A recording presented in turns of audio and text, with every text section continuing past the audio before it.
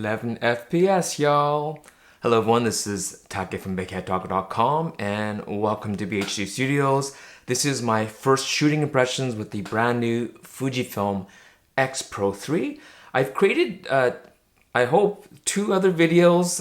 One of them I just kind of went through all the menus. I might not publish that one, but another kind of a top-down, kind of going through all sort of the very clinical look at the brand new Fujifilm X-Pro3. And so you could check out that video and the other menu one if I decide to publish it down in the links below. But this is my first shooting impressions. I've had just over a week to shoot with it. And that's probably one of the biggest questions people have is if you have either an older X Pro, so this is the X-Pro2 in graphite, beautiful looking camera, but I would say that this new titanium, I haven't seen the Dura Black, but this Dura Silver, so it's kind of a raw titanium look, beautiful camera. And like my X100F, I wasn't supposed to show this to anyone, and I didn't show anyone per se, but when I went into a coffee shop and had this kind of around my neck and behind, people would kind of pick it out, just like the X100. I got a lot of attention, or I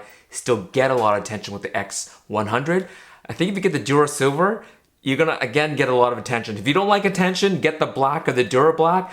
If you like attention and this is kind of like an accessory on your neck, other than it being also a beautiful image making tool, then the Dura Silver is pretty nice. But the shooting experience between the X-Pro2 and the X-Pro3, what did I think? And as well compared to, let's say, the X-T3 that I'm shooting this video on, and the X-H1, which has been my main camera for about a year. So let's start my shooting impressions video now.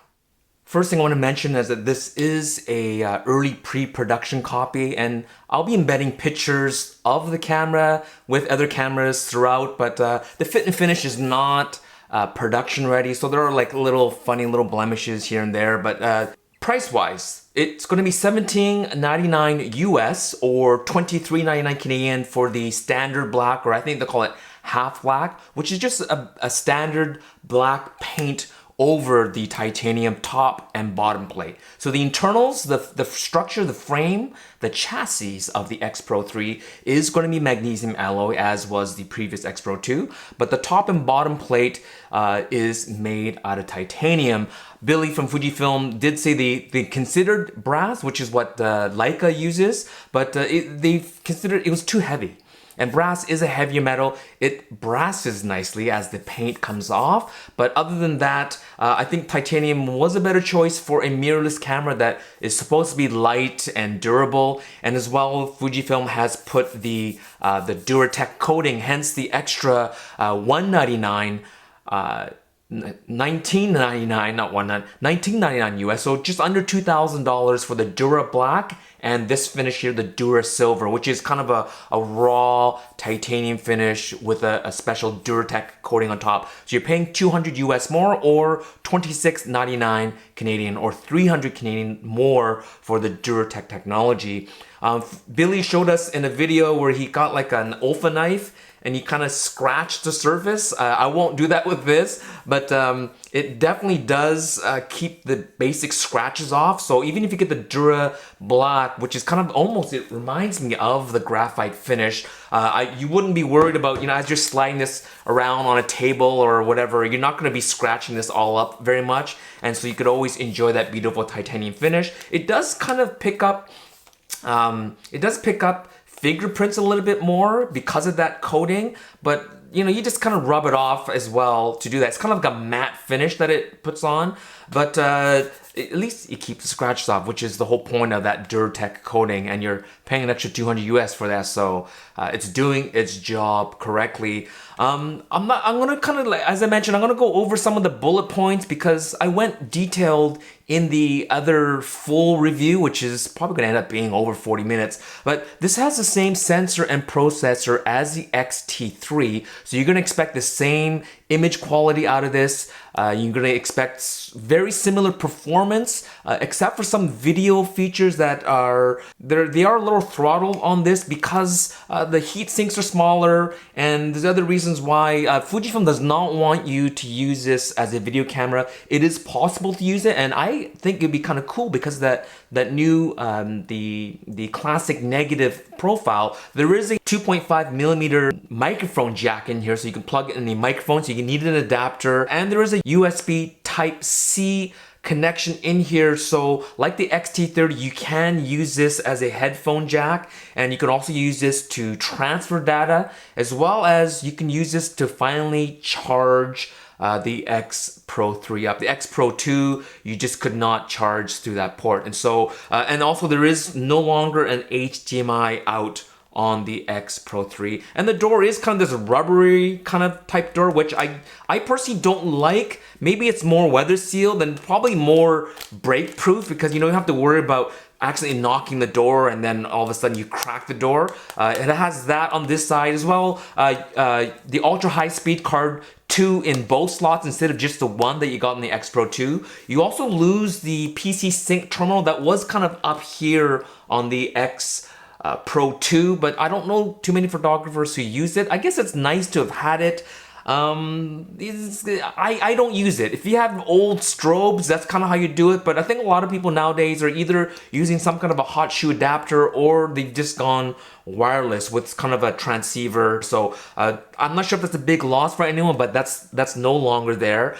Finally, Bluetooth 4.2, that's in the X-Pro3. So if you aren't used to using it, I think if you have a smartphone, which you probably do, it's great because you can geotag. It'll constantly stay connected to your phone. So you're taking pictures, you know where you've taken it. It syncs the time and date. So if you go to a different country, instead of going in here and changing all that, you could just use your iPhone. It'll just change the time zones and all that stuff for you. So it's great, and then it connects through Wi-Fi much quicker if you do have iOS and a Bluetooth connection. So that's awesome. Little things you may have noticed is the X-Pro2 had a dedicated delete button here, which didn't make a lot of sense. Now delete is part of the drive button. So when you're in play mode, the drive button becomes the delete button, which makes more sense, and it's kind of way up in the top here.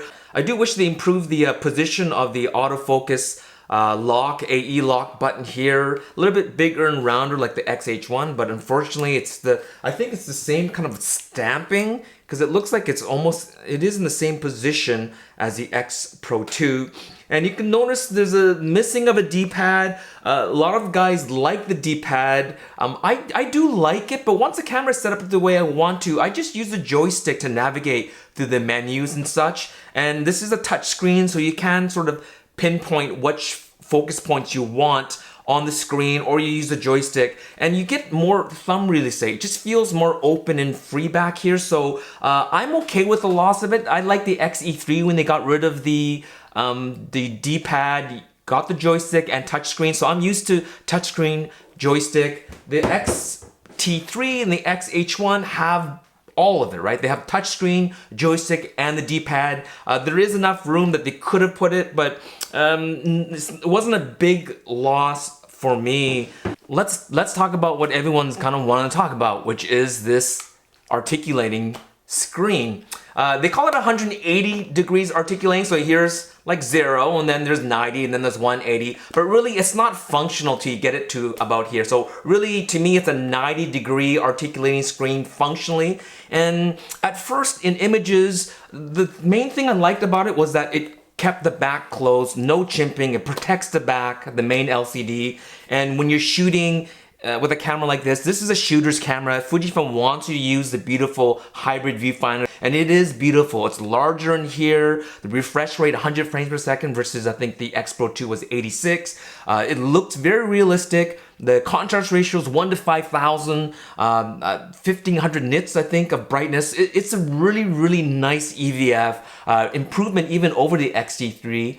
Higher magnification than the previous, just a wonderful shooting experience. And so chimping and using the LCD seemed a bit counterintuitive with a camera like this, although there are times where you are wanting that extra reach you know, you're shooting down low, or you want to get close to someone, but you don't want to be in their face. So you instead of bringing your whole face like that, you just kind of move the camera closer.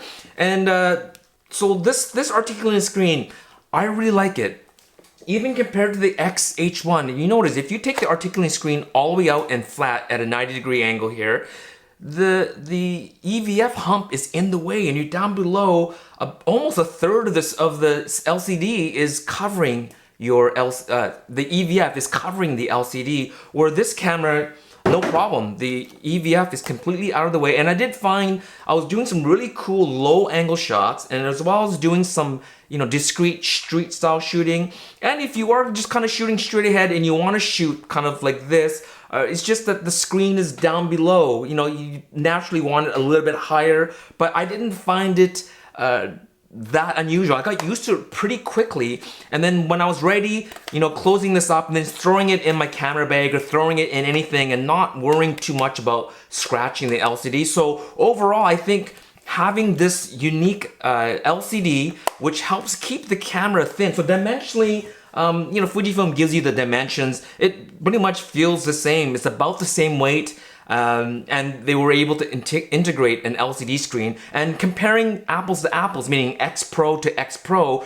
because this had nothing articulating, having this is definitely better than nothing. And even if you're doing top-down videos, which I do YouTube videos where I'm shooting straight down, having a screen that faces straight up like this, or if you're used to doing a lot of product shots, like sort of flat lay or straight down, for me it's shoes and cameras, shoot straight down, having an EVF that stays straight up like this is, again, awesome.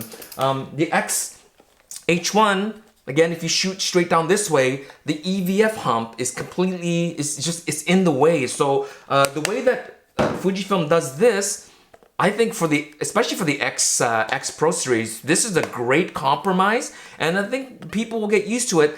Unless you are primarily an LCD shooter and you don't like using the EVF, then I'd say then don't buy the X Pro, because you know that you're paying a lot for this hybrid viewfinder. This is great. I actually liked it more than I thought, and having this little mini LCD, sub LCD, it is an e-ink, so even with the camera turned off, you have either the classic mode like this, where it shows what film profile, so it gives you that film feeling. You can go to the more detailed one, like on the X-H1, where it shows you shutter speed, aperture, ISO, battery power, and then when you turn it off, depending if you're in video or stills mode, it'll show you how many shots you have left, what card slots you have memory cards in, so that. But I like the look. I like the look of having that little film box in the back as a nod to film camera. In the firmware, so although it shares the same processor, the X processor 4 as the X-T3, they've tweaked it. You have better low light autofocus. They have the addition of a focus limiter, so you have 2 preset and one that you can set yourself, including just sort of pressing and picking 2 points, and it'll just use those 2. You don't actually even have to guess like, oh, is that model, how many feet away are they? You could just point, set the furthest and then the closest autofocus points, and now you've limited it to those 2 distances. So if you're doing model shoots, street photography, or anything where you want to limit, every lens now has a built-in focus limiter. So again, 2 preset and 1 custom. And then you can also access that as a custom, use one of the custom function buttons. So the one up here, if you want to access to change around those different focus limiter modes. So there's a lot of things that are kind of built into the camera that Fujifilm has improved the firmware, and also makes the in-camera experience more fun. So if you're the type of person that likes to shoot JPEGs, or you don't like fiddling in Lightroom or Capture One that often, like you want 60-70% of your workflow in camera, they've actually made this more, at least I find, more fun. So for me, shooting raw in camera, I can now process in camera. You can do things like changing the film profile, adjusting your clarity, adding the color chrome effect, which the X-T3 had, or adding the color chrome effects blue, which extends increases the tonality of the rendering of the blues, which is great in this camera. So all these things are kind of fun. You're changing your film profiles, you're adding grain, even grain now, you can make the grain larger or smaller, which for me, I don't add grain, but if you like doing that, all that stuff, you can process it in camera, and then you can export into either 8 or 16-bit TIFF. So people might be wondering, well, why would you want to export to a TIFF? Because if you export to a JPEG, now you've shrunken the files quite a bit. But if you still want to do a little bit more processing, so you do a lot of in-camera processing, picking your film profiles, things like that, and then you want to do further processing, especially when it comes to exposure and white balance, because it's a little bit tricky doing it on screen, on a screen this small, then you can create the 16-bit TIFF, and then with that TIFF file, then drop it into Lightroom, Photoshop, or Capture One, and then continue processing the image to get exactly what you want. And that's kind of the benefit of having all these little features in here. And there's these little things. I went through all the menu differences. So if you want to nerd out on all that little stuff, just check out that video. Again, if I decide to produce that. But overall, the tweaks are nice. And hopefully Fujifilm will add the tweaks to the X-T3 and the X-T30. I don't know which ones they will. Like for instance, classic negative, maybe they'll just keep it for the X-Pro3 only. Maybe. So if you're a shooter, you want that classic film look, maybe they want you to shoot with a classic film camera, and they might push that classic negative to the replacement to the X100F, maybe. But if they do push it to the other cameras, that's great for everyone. But if not, then you'd have to get one of these babies to get that. But as you can see, I should have been embedding pictures throughout, and I might do like a little sequence.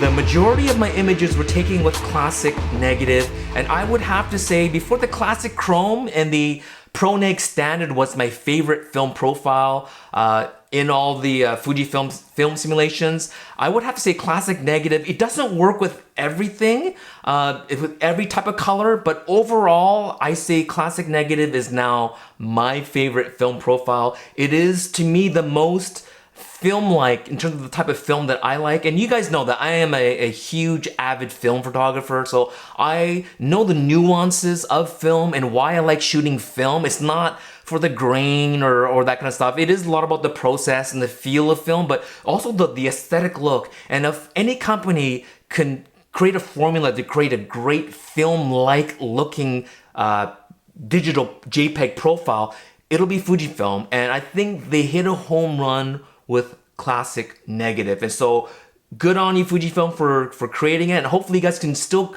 constantly create more of these film profiles. And I want to see, I haven't shot it yet, but I'm going to be doing some video with that classic negative look, and we'll see how that translates to video. But I think hopefully they'll create a video LUT for that, and you can sort of, if you shoot F-Log, you can add it in post. But right now, at this time, there isn't one. But I think that's great. That's one of the other than this articulating screen, which I actually surprisingly enjoyed shooting. I mean, obviously I enjoyed the EVF OVF experience, but this LCD actually allowed me to shoot in a way that it could not shoot with the X-Pro2 or even the X-T3 or the X-H1. And on top of that, the classic neg, those two, and the aesthetics, just the overall look of this camera, it really impressed me and made it a great joy for me to shoot with. So my overall view is a lot of film shooters gravitate towards the X100F.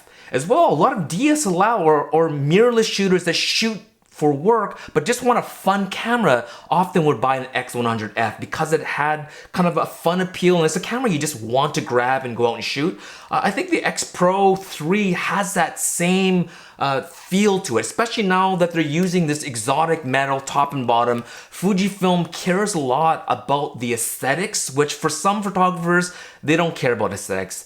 The camera, if they're all black, they're good. Some people are like cars. They don't care what color their car is. As long as it runs and does 0 to 60 in under 3 seconds, they're happy. But for other people, the color choice of cars are important. Clothing choice, the colors are really important. And Fujifilm, they're a film company, right? So they're very particular about color of their cameras, of the film simulations, and having titanium as an exotic metal, but as well as a functional piece of metal, top and bottom plate on this camera really adds to the aesthetics as well as the sort of the function of this camera of a rugged professional camera. So if you're a film shooter who wants to shoot digital, great camera. If you are a DSLR mirrorless shooter but wants a fun camera, again, this is perfect for you. If I didn't have a Leica M system, would I buy an X Pro as that same kind of feeling? I'd say definitely. This and the Leica M is the most film-like experience when shooting digital. Not having that rear LCD really changes the way, I mean, people could say just turn off your LCD, but it's not the same thing as just not having one that's just staring back at you, just having it covered up and shooting like this. Shooting at night was fun. This is not backlit, so you can't see this at night. So this, you lose out on this when you're shooting at night, but you're just constantly using the EVF or the OVF, and you're just kind of constantly looking with your eyes, and you kind of fine tune your eyes and the way you shoot. So for me, I would probably, so again, if I wasn't shooting film, I would probably get an X-Pro3 and an XH1 or whatever, the XH2 that's going to be coming out. Again, the charms of this camera is that it feels more independent and less post necessary. You could do a lot of the things in camera. You're not looking at a screen. It feels less like a digital camera, or even less like a device, but more like a tool. So you're focused more on shooting. And so Fujifilm has made it very clear, they could have put a regular articulating screen on here. They could have put IBIS if they wanted to, because they are working on shrinking the size of the IBIS unit itself. They could have put that in here. And then it's kind of like, what's the difference between an XT, an X Pro, and an XH, right? They have the same sensor and processor, but clearly 3 different directions, much like a car company will have the same engine and put that same engine in an SUV, a sedan, and then a sports car. Same engine, but 3 different types of vehicles for different types of drivers. And so same with Fujifilm. They have 3 different camera systems for professionals, all weather sealed, all pro spec, but for different types of shooters. And this is very clearly meant for stills photographers, not for videographers, and not for maybe for sports shooters. So that's it. That's my first thoughts on the brand new Fujifilm X-Pro3. Look for a long-term review when I do actually get a production copy. Thank you Fujifilm Canada for helping you launch the brand new X-Pro3, and we will see you around. Thanks for watching, and happy shooting.